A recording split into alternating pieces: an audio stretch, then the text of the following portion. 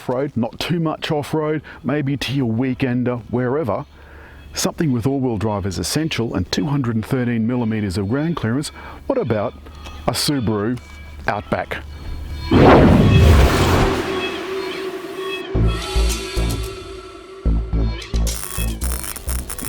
New Outback is a brand new platform, brand new car, everything's new. A couple of the engines have been dropped. There's no longer the 6-cylinder or the diesel. That was only 6% of all Outback and Liberty sales. Also gone is the Liberty. They're not bringing that to Australia anymore. That was also due to slow sales.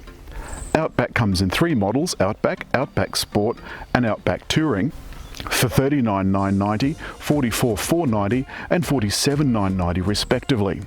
We've actually achieved more or less the claimed fuel consumption too of a combined 7.3 litres per 100 kilometres, with as low as 6 litres per 100 kilometres on the highway.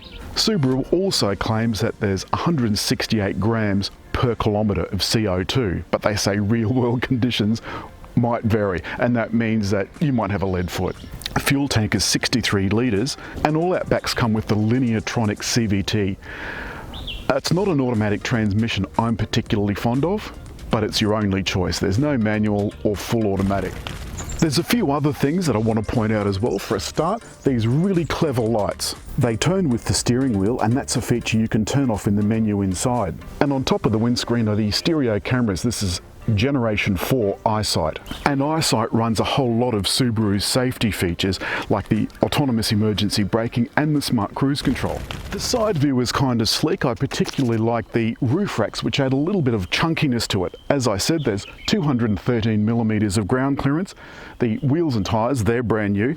And there's this kind of plastic, these sacrifice pieces, which if you were to go a little bit of bush bashing, would tend to take more of the knocks than the actual paintwork.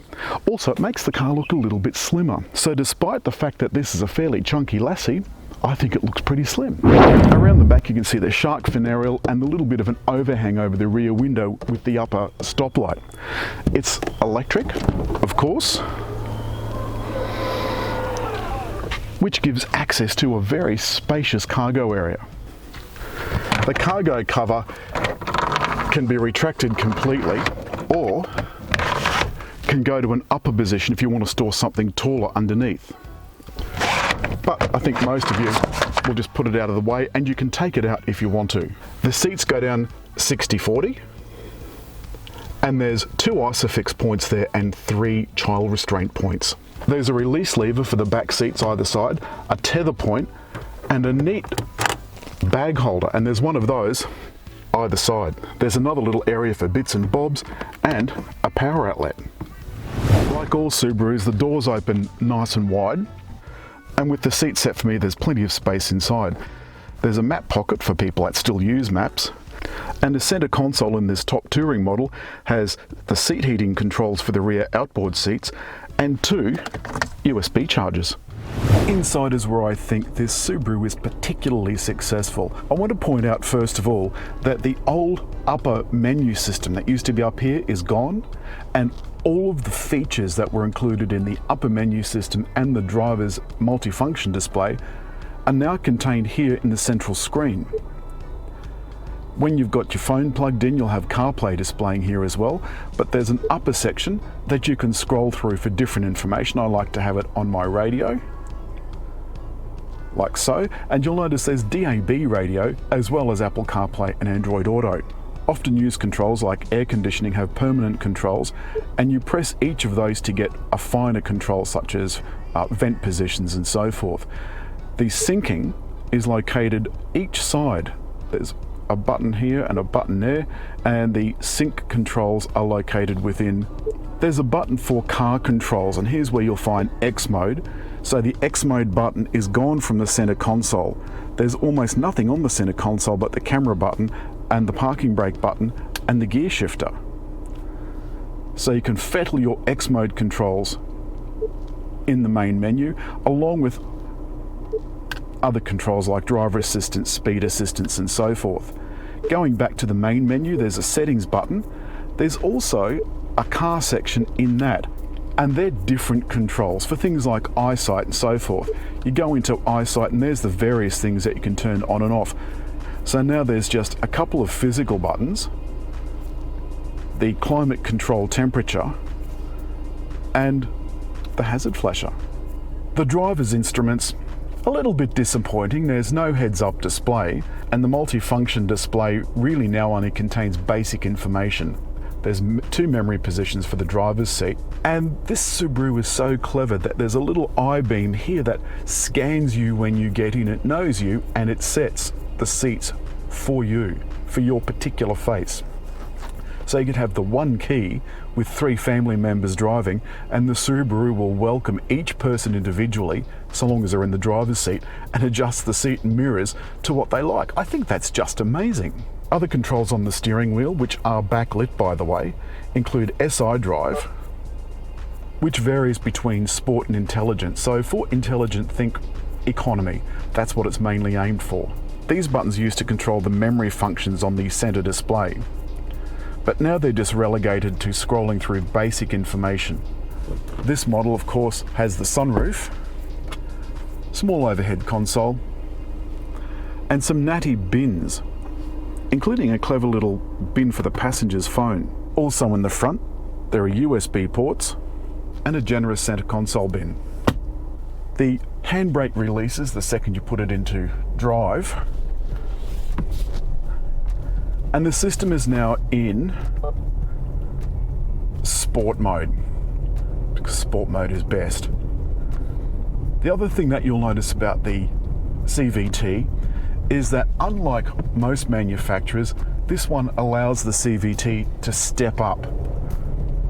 In other words, it behaves like a normal transmission. I don't know why they don't just put a normal transmission in and be done with it. On this country lane, the ride is fairly smooth, and the suspension is incredibly sophisticated.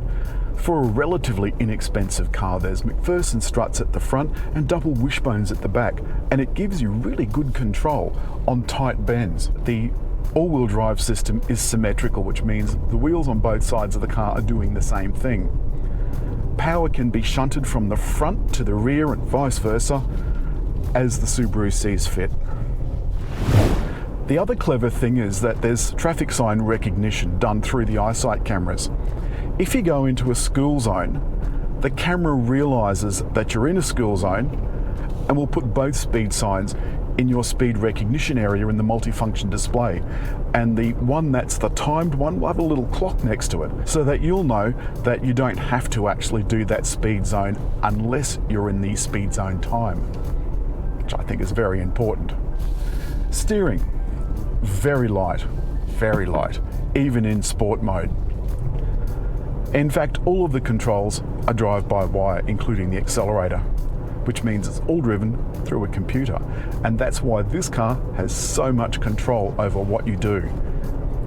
There's active blind spot monitoring, active cruise control, there's basic lane keeping assist, and that will just stop you from wandering outside the lanes, and it comes up on your center display.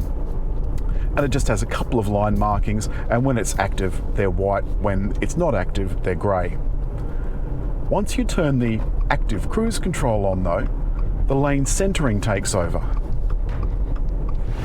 You can see now we're stopped at traffic lights. I've activated the auto vehicle hold, which holds your brakes at a set of lights and releases when you put your foot on the accelerator. Also in this menu, which is a bane of my life, is the auto engine cutoff at lights. The other thing this menu allows you to do is to set how enthusiastic you want the cruise control to be. So when you pull out into another lane from slow moving traffic, this will give you a more energetic takeoff. We've tested all 3 cars over the last few weeks, and the thing that's been most startling to me is the fact that there's very little difference between the bottom one and the top one. There's nicer seat coverings in the top one, but equipment-wise, they're all very well equipped. One thing I really do want to note though is that there is a definite lack of power, especially when you're overtaking. The 6-cylinder seem to have much more oomph, and there's not a turbo option for the 4-cylinder.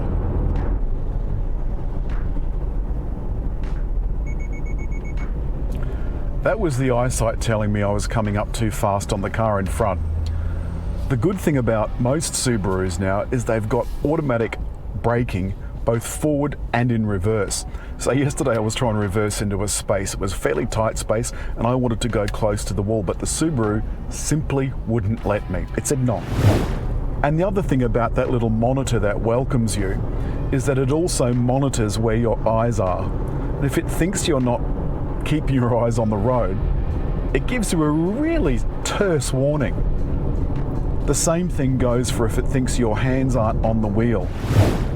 It's one of those cars that, unless you're a head-banging chav from the council estate, you know, the kind that wears the genuine imitation Burberry cap, if it's a real one, they've nicked it, this car is for you.